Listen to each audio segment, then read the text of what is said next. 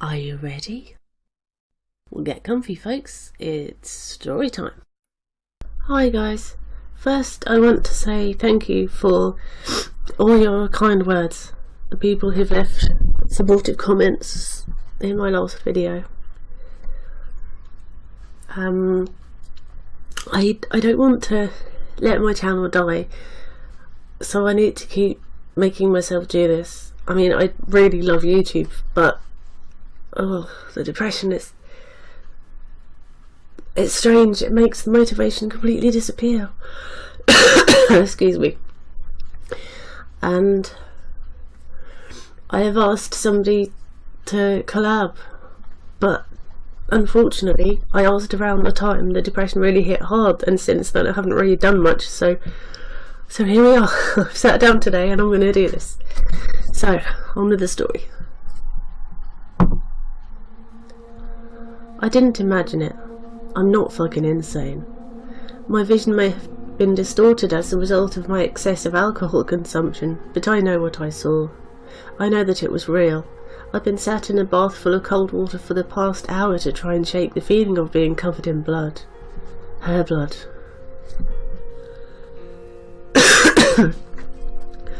5 hours earlier.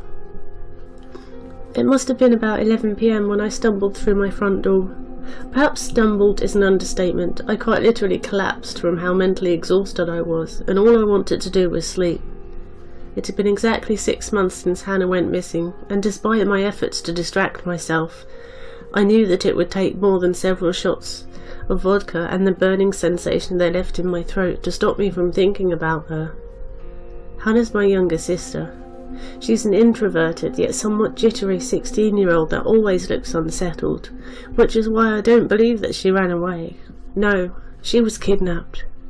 The last person that saw Hannah on the night of her disappearance was her friend as she was leaving the party that she was at, until I walked into my kitchen and saw her sitting on the floor tonight.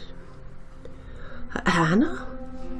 I spluttered as I rubbed my eyes, trying to adjust my sight to the dark room. No response. She was sat on the floor with her back against the fridge, hugging her knees to her chest. Without hesitation, I slammed my fist against the light switch to illuminate the room, but before I could run towards her, there were 3 loud bangs against the window. I looked up to see my sister, Hannah, on the other side of the glass.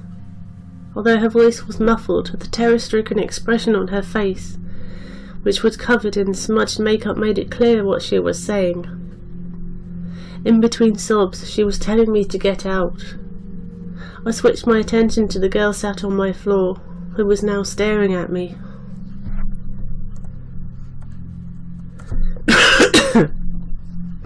I swiftly turned around and grabbed the door handle, but the door wouldn't open. The handle wouldn't even turn. While I was frantically trying to move the handle, I locked eyes with the girl in my kitchen, who was now slowly standing up. She wore the same baggy, faded pink sweater that Hannah always wore. However, it was ripped and soaked with blood, which caused the material to cling to her petite frame. I glanced over to the window, but Hannah was no longer there. Had she gone to get help? I vigorously slammed my body repeatedly into the door with a futile attempt to open it. Then she started to speak, and my whole body froze. I found you.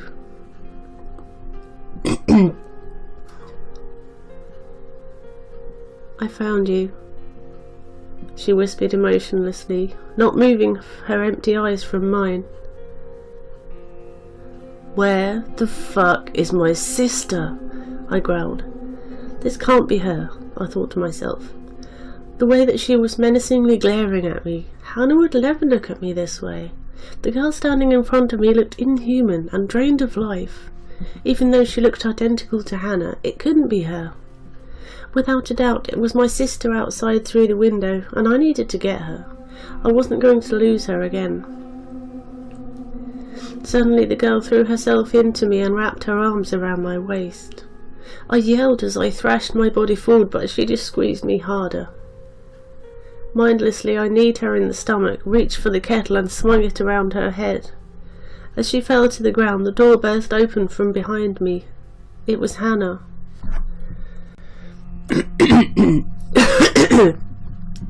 She clung onto my arm and cried whilst I stood in silence, staring at the unconscious girl on the floor who was now surrounded by a pool of blood. It must have been about 2 minutes that I stood there, but Hannah's chillingly cold hands were gripped so tightly onto my arm it made me feel I was standing there for hours. As cold as she felt, her fingertips burned my skin. Suddenly she let go and walked towards the girl. She still hadn't moved an inch. Hannah pressed her fingers into the girl's neck to feel her pulse. She waited for a few seconds, then looked up at me, shaking her head. Had I killed her? No, she was bleeding. She would have bled out anyway. I knew that I had to do something about this, but I had to sort out Hannah first. I decided that I should put her to bed and that we would talk about everything in the morning. I didn't want to overwhelm her. So I washed her face, tucked her into my bed, and decided that I needed to have a bath to take it all in.